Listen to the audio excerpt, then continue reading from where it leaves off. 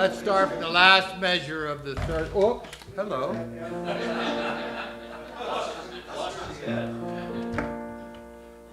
Have to pay a fine. 3, 4.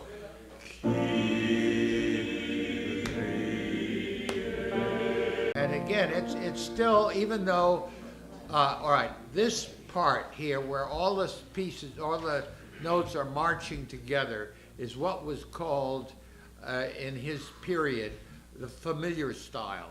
And that was where it would move harmonically. It really wasn't harmonic because if you look, each of those lines has its own melodic integrity.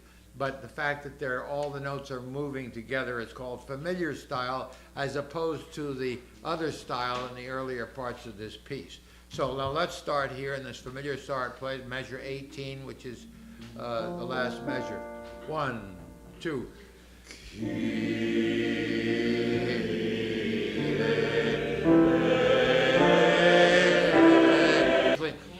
A word about the nasal passage, the Sinai.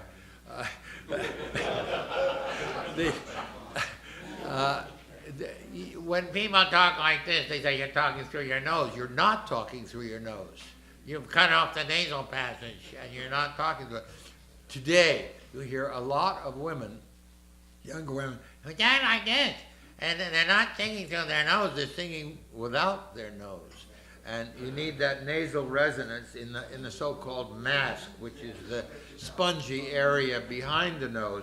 So when you sing zon, you're getting a lot of that French nasal resonance up there. Okay, here we go again. Same a place. 1, 2.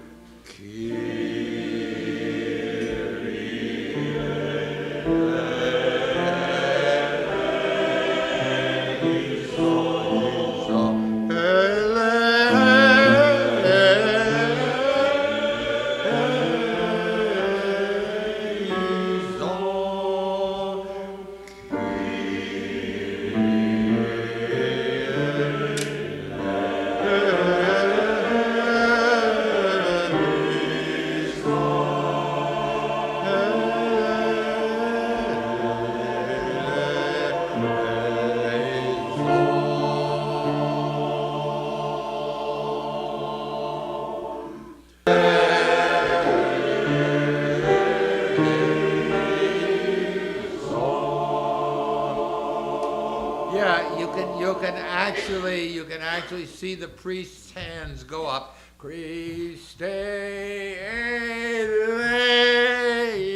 It's spelled right out there. Okay, now there's some wonderful things in here. The weaving lines on the second brace there, they should really flow and weave.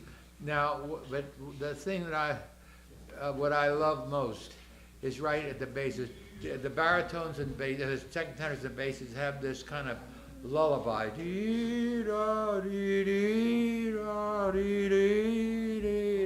It just rocks back and forth.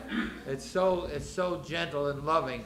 And then the second and first tenors have this duetting thing.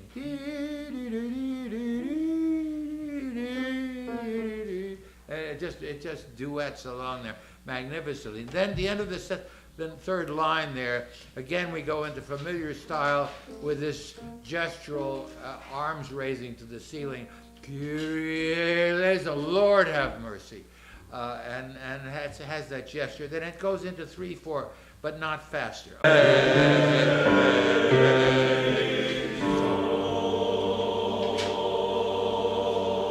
So you get some idea of the rhetoric that he's using, where like he isolates Christe eleison here, Kyrie eleison, and how he changes his style as a rhetorical device in music. It's really beautiful. You know, I'll never forget that mass we sang in the Maria Kirche. I mean, I don't ever think, the Frauenkirche in Munich, and you all read the anecdote that was so funny. You don't hear singing like that in America. What a laugh! Bruce told me a story that I didn't know happened. that about a dozen of you were in the Sistine Chapel and decided to sing the Miserere, and you had enough parts to do it, and you did, and some woman hushed you because she thought it spoiled the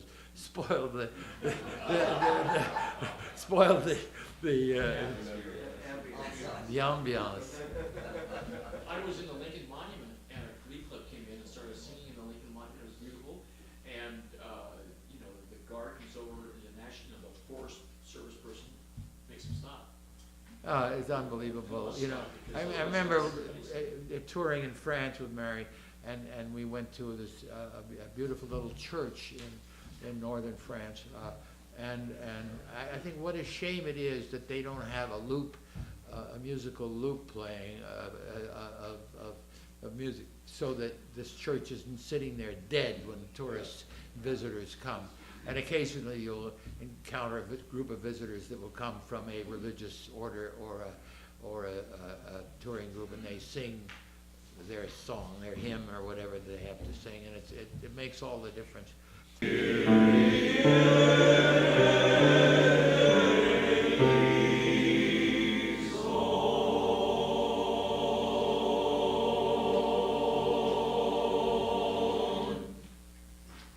I'll tell you a secret. We all change, of course, as we get older, and musically, I change.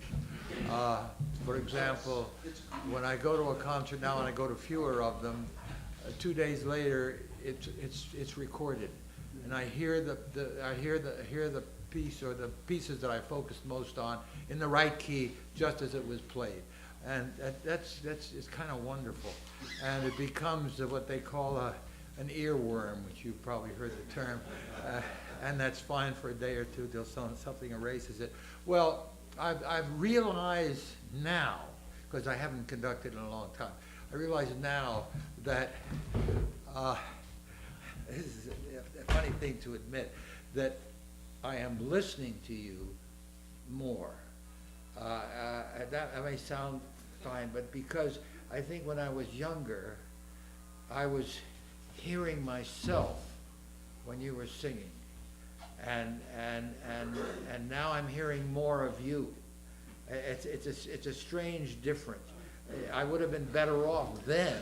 There have been conductors like one of the troubles with Blumstedt was that he was conducting the music that was in his head, that he heard, that he had studied, that he heard in his imagination. He wasn't interacting with the performance, and that was his shortcoming as much. So that if a oboe player did something especially fine in his solo, I'm not sure he registered it, and that sort of thing. George Zell was that way, and so there are conductors that hear better what's actually happening, not just what's in their head. And so I may be wrong, because after all, 50 years, who knows what I was doing.